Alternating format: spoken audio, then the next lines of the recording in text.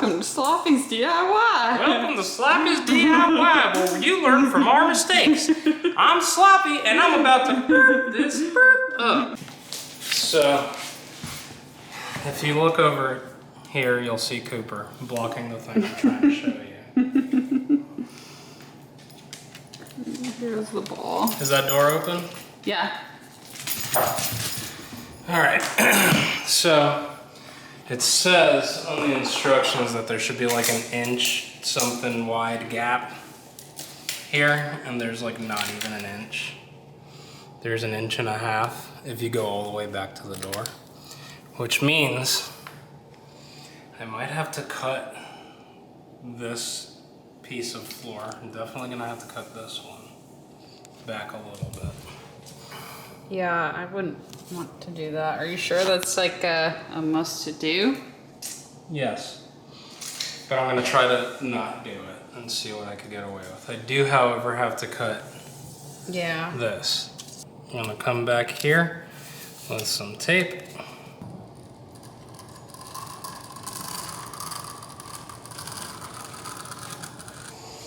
So that's where I have to cut these floors. It's like 1/4 of an inch.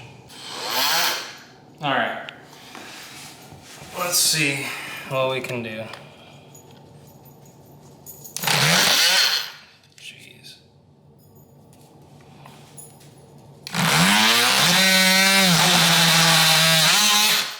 All right, the first cut worked.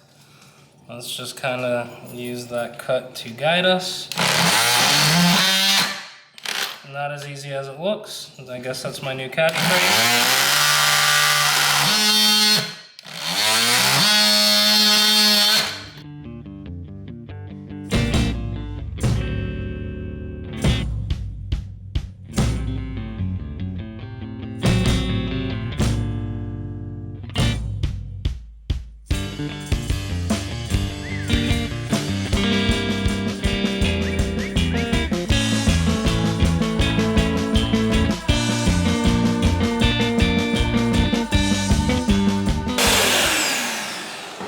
Shop vac for today. It's just a regular vac.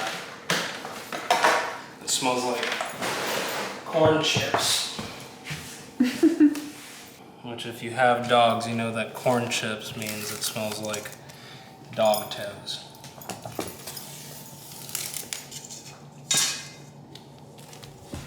So this will fit pretty much perfectly.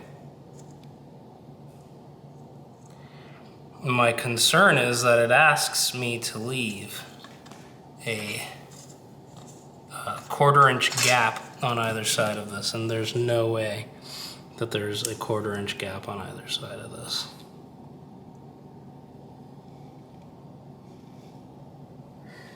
So I'm gonna just kind of see. Do a dry run? Yeah, we could call it a dry run. Before securing it, see if that's like really necessary. This is really, really high. This looks super high. Let me take this out and see if... Higher than Snoop Dogg. About as high as Snoop Dogg. Alright, let's see if this will kind of fit the gap. It'll fit the gap just about right. My only issue is that I don't know if it's gonna reach because... With the metal underneath? Because this part is so low. Well, I am supposed to put anchors, I think. It gives you anchors to put in here. Yeah, that's how you did it last time. So maybe the anchors will make it so that I don't have to push in all the way and this can stay a little bit elevated. Okay. But I don't know how elevated I actually need it. I guess if this was elevated just like a tiny, tiny little bit, might do the trick. Now, you know what? It doesn't seem wide to me. That's because you're not pulling it up and it's getting stuck under here. should be flush. So I'm gonna chop off like a 1/4 inch off the end over here. This part could be smaller, that's fine.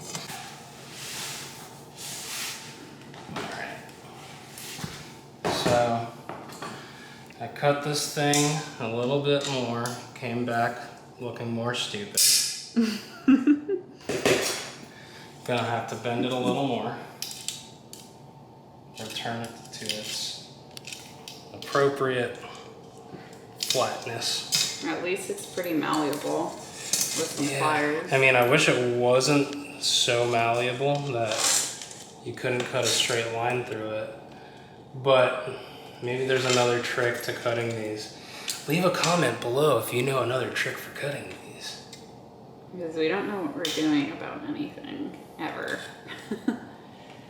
I mean, I know what I'm doing. I just don't know what I'm doing. See, now that'll fit right there perfectly. Okay. And, all right, so I'm gonna drill some holes for the anchors into here really quick.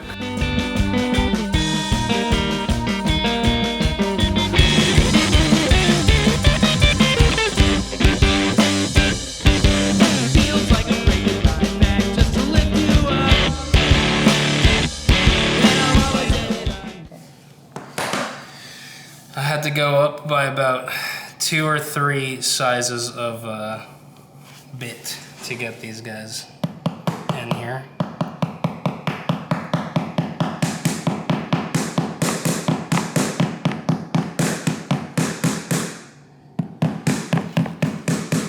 But better safe than sorry, right? So you're gonna leave them a little bit more raised, right? Yeah, basically. So you could maybe maneuver the thing. Back.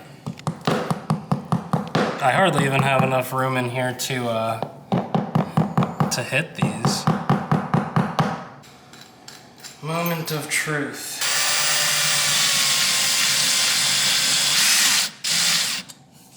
Welcome to Sloppy's DIY. I'm Sloppy. And that's like the whole intro. You're gonna learn the most messed up methods to screw. Today, we're gonna learn from all my mistakes.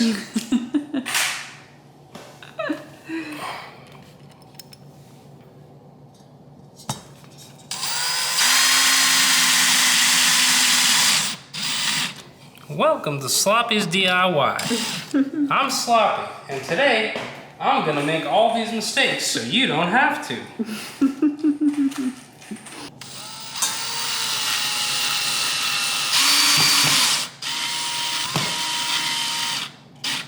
Because it's Sloppy's DIY. Welcome to Sloppy's DIY. I'm Sloppy, and today we're gonna make a bunch of mistakes so you don't have to.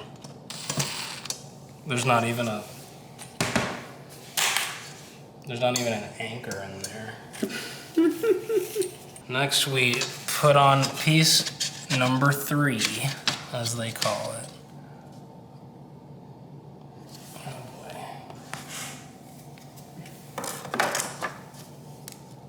And then piece number 1. I don't see how this is going to work. Because this is fine here. That's where that should be. The problem is that since I'm doing, I need to stick half of this in and the other half has to be on the outside, there's not enough space for that. So I need to take off the tiniest sliver of this board, which is really thick. So same technique as the other side of the door, where I'm gonna do this thing.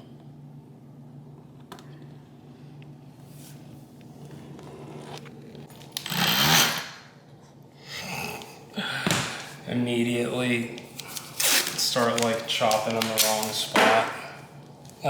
I don't want to mess up the floor that we already have.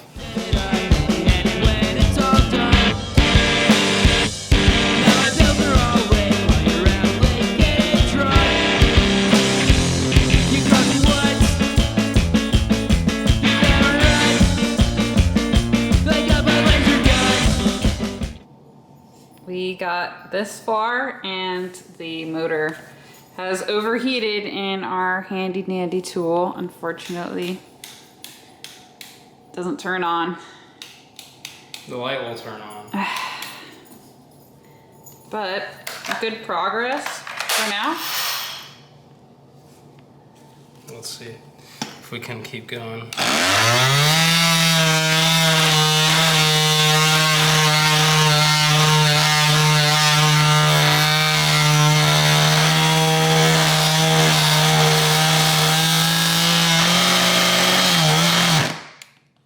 Overheated. Yeah, this is a process. Been at it for, I want to say 10 minutes at least.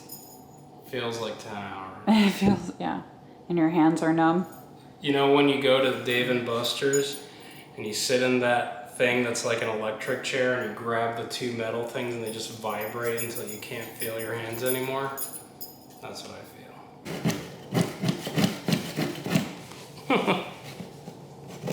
Trying to do it manually while the motor cools. It's not, these things are really sharp.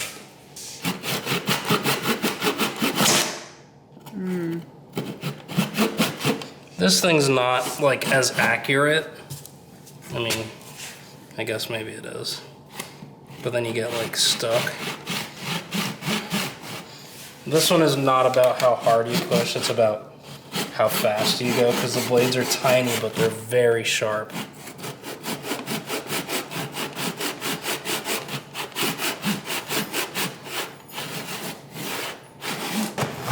I just kind of wish that I could do it from the top.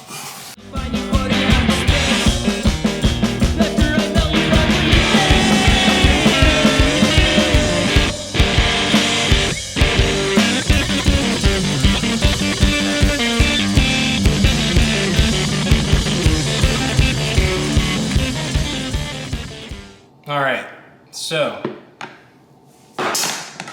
this thing kept overheating.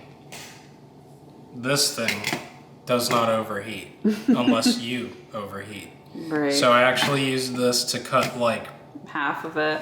pretty much this whole thing, it seems like. Now I'm gonna try to Amish it some more. Pry it out. Yeah, we're gonna pry it out.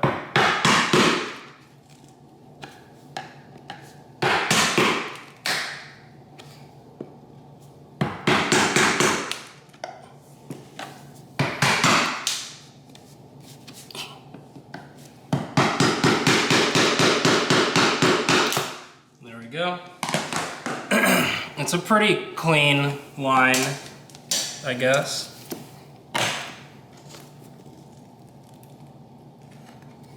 Interesting. I don't want to bend this rail that was going to be used for a thing here. So let me... Hey, there you go. Stabbed myself. Well, look at all these holes that were made into this thing. Wow. All I'm right. impressed. I am impressed. I'm tired. Alright, let's clean this up a little bit.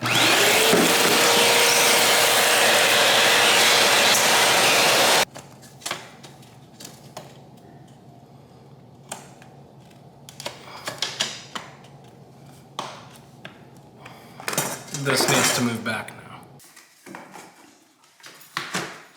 I basically need to add a 1/2-inch block here. All right, so 1/2 inch by 30 inches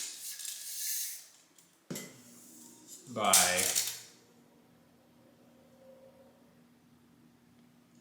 basically 3/4 of an inch. So 3/4, 1/2 inch, 30 inch. All right, let's go see if we can find some wood to match this. All right, so we have this piece of wood that is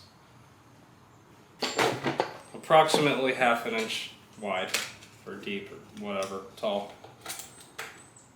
Should be about right, height-wise, but it's wide, and it is not quite 30 inches this way. So I'm gonna have to cut it into 2 pieces, the long way.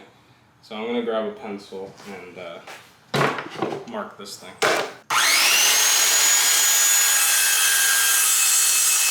So I gotta make 4 of these in total, 2 for each doorway, because the doorways are about 30 inches. This thing is sliced only about, I guess I can make only three of them I could get away with. Yeah, isn't the doorway of the closet smaller, I think? It's not gonna be that much smaller. Okay.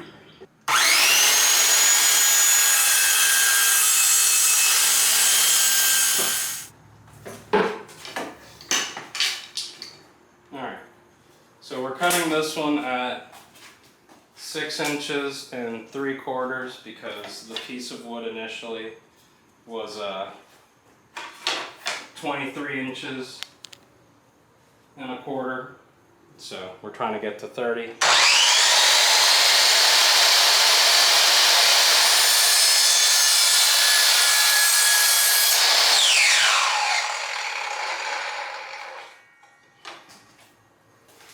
And this should be good for the first set of holes. So, oh boy. Super.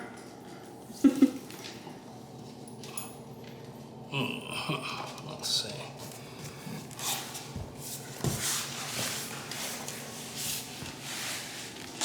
You're here to help?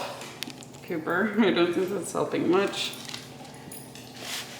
Okay, so here we are. We've got these pieces.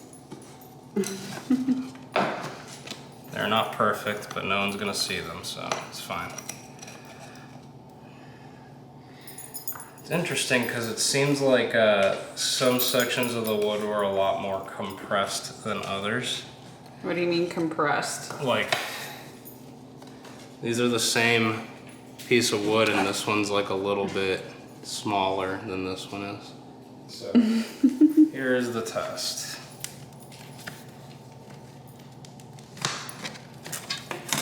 I think this wood may actually be a little bit too thick. So we just got a different piece of wood and did the same thing because the other one was too high? Yeah, I did it with a 3/4 inch, no, sorry, a 1/2 inch thick piece of plywood before, and now I just did it with a 1/4 inch thick. Luckily we have all these scrap pieces from who knows what, all different thicknesses. Yeah. So yay. This seems like it'll work. All right. I'm just gonna go for it.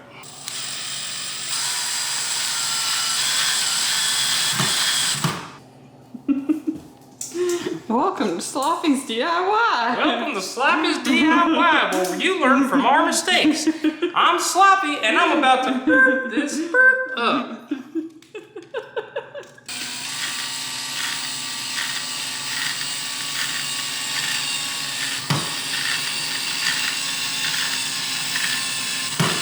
I used these pliers, or whatever, to cut out this corner here so that it fits. I thought you were gonna cut the actual.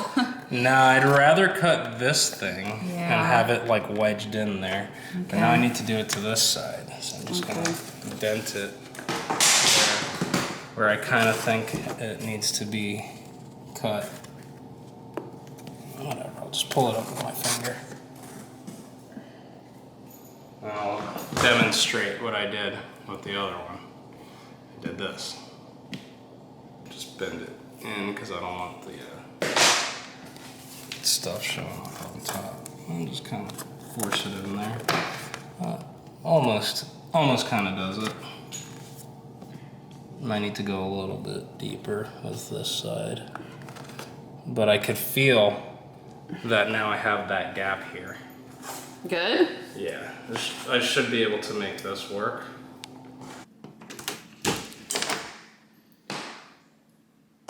Ta-da! Bay has finished the transitions. Bam! Looks really good. Just gotta clean up in here. He said he basically had to hammer them and shove them into place and kind of, you know, give them the old rough treatment. But that is the floor done. Stay tuned because we got big plans. Gonna hang up tapestries, get furniture in here, and develop a really cool theme, hopefully. Hi, future Sloppy here. Much wiser, much more clean cut. Today, we're gonna take you on a trip down memory lane with old Sloppy. And we're gonna talk about these here door transitions. Floor, door, door, floor, under door, over floor, between floor transitions. I have been instructed to inform you that for this particular project of completing the transitions from one type of floor to another, we utilized from Lowe's Home Improvement the Project Source Trafford 0.75 inch by 2.37 inch by 78.7 inch laminate wood multi-purpose floor molding. The most important thing about this molding, which is not in this title that was given to me, is that it is 4-in-1. So it does a regular floor transition. It also does a reducer, which is when you got a floor that's up here and a floor that's down here, and you need it to like reduce, almost like a miniature ramp that you don't even see. And I used one of the reducer moldings on there. Because you ended up going from like, what, an inch to... Yeah, because that laminate wood plank that we have in the hallway there is very much... higher. Very much like an inch off the ground. And this is like 12 millimeters or something like that. So it's like a pretty sizable gap.